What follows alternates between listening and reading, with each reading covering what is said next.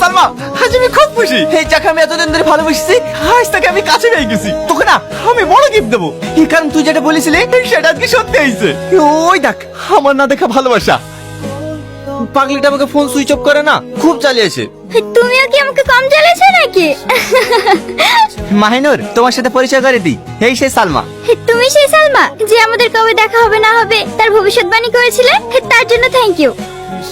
সবার সাথে তো পরিচয় হলো, ওদিকে আবার আব্বু ফোন করেছিল আমাদের বিয়ের দিনখান নিয়ে কথা বলবে তো। চলো।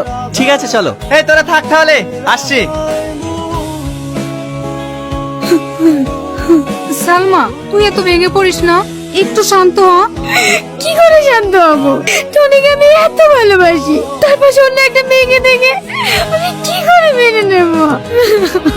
আর কাঁদিস না, চুপ কর।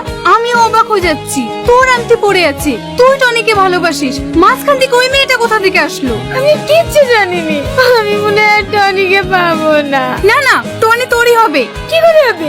শুনলি আজকে মেয়েটা বাড়ি থেকে বিয়ে ডেটটা পাকা করবে। হবে না, তার আগেই আমি টনিকে গিয়ে সব সত্যি কথা বলে দেবো।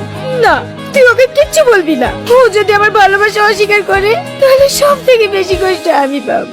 ঠিক আছে, তাহলে তুই কষ্টই পা, আমি আর তোকে কিচ্ছু বলবো না। সালমা, তোর কথাই সত্যি হলো রে, টনির সাথে ওই মেয়েটার বিয়ে ঠিক হয়ে গেছে। টনি আমাদের সবাইকে ইনভাইট করেছে, তুই যাবি তো? কি? না না, আমি যাব না, তোরা যা। দেখ সালমা, ভেঙে পড়লে হবে না, তোকে যেতেই হবে। টনিকে তুই ভালোবাসিস এই কথা তোকে বলতেই হবে, বলতে হবে। আমি সেই সালমা যার আংটি তুমি পরে আছো। না না, আমি বলতে পারবো না। ও সুখে থাকুক, এটাই আমি চাই। তুই কি টনিকে ছাড়া সুখে থাকবি? তোকে আজকে বলতেই হবে, না হলে তুই অনেক পস্তাবি। এটাই তো লাস্ট সুযোগ, আর কোনোদিনও পাবি না। চ, এক্ষুনি যেতে হবে। Congratulation Tony. আরে তোরা সবাই এসছি, হাই হাই। তোকে তো আজ বিশাল হ্যাপি লাগছে রে। হ্যাঁ ভাই, তুই ঠিকই ধরেছিস। আমার হ্যাপি থাকার কারণ হচ্ছে এই যে আমার জীবনে অনেক সুখ এনে দিয়েছে। এই ভাই, তুই তো বিকারি সুখী হয়ে গেলি। আমি যাকে ভালোবাসছি সে তো আমার সাথে সারাদিন কাজই করে, আমি এবার কি করে সুখী হবো বলদিনি? কি হবে আবার? তোর ভাই আছে না, আরে তোর জন্য মেয়ে আমি দেখবো। কি বলিস তোরা? বিয়ে পড়াবে কখন? এখনো তো কাজী সাহেবে আসেনি। কি কাজী সাহেব এখনো আসেনি? এই তুই দেখো তো কাজী সাহেব কত দূর আসলো। সালমা, এটাই লাস্ট সুযোগ, কাজী সাহেব এখনো আসেনি। তুই তোর মনের কথাটা বলে দে।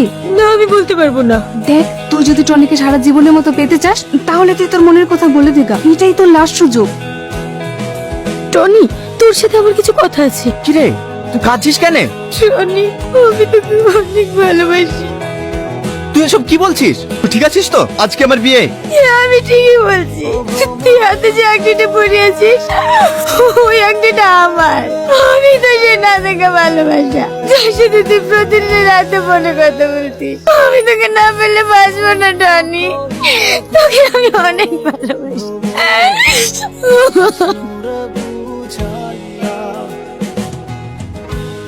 কি হলো বোন, অবাক হচ্ছ? অবাক হওয়ার কিছুই নেই, তোমার টনি তোমারই আছে। মানেটা আমি বলছি, তুই নিজেকে অনেক চালাক ভাবিস তাই না? আমি অনেকদিন আগেই জেনে গেছি যে বন্ধু আমাকে পাগলের মতন ভালোবাসে সে আর অন্য কেউ না, সেটা হচ্ছে তুই। তুই কি করে জানলি? কি করে জানলাম শুনবি? বল, কি বলবি?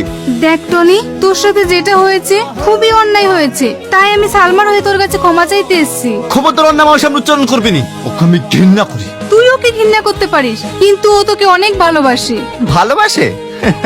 তুই সালমাকে চিনতে পারিসনি, ওই সে আংটিওয়ালা মেয়ে যাকে তুই পাগলের মতো ভালোবাসি। ইয়ে তুই কি বলছিস রে? হ্যাঁ, আমি ঠিক বলছি। তোকে যখন পুলিশ ধরে নিয়ে যায়, তোর হাতের আংটি দেখে ও তোকে চিনতে পারে। ও খুব কান্না করছিল রে, আর আফসোস করে বলছিল আমি কি ভুল করলাম। তারপরে তো প্রিন্সিপালকে সঙ্গে করে নিয়ে গিয়ে তোকে ছাড়িয়ে নিয়ে আসলো। তাহলে ও যদি আমাকে ভালোবাসে তাহলে আমাকে এতদিন বলেনি কেন? ও কি করে বলবে বল? ও তোর সাথে যে অন্যায় করেছে, লজ্জায় তোর সামনে আসতে পারেনি। ও যতদিন না নিজের মুখে এসে না বলছে আমাকে ভালোবাসে, তুই ওকে কিচ্ছু বলবি না, ঠিক আছে? ঠিক আছে। তারপরে আমি আমার এই ফ্রেন্ডকে আমার সঙ্গে ভালোবাসার অভিনয় করতে বলি, যেন তুই যে আমাকে ভালোবাসিস সেই কথাটা তুই আমাকে নিজে এসে বলিস। তার মানে তুই সেই নাটের পাটির শাক? আরে তুমি ওকে বকছো কেন?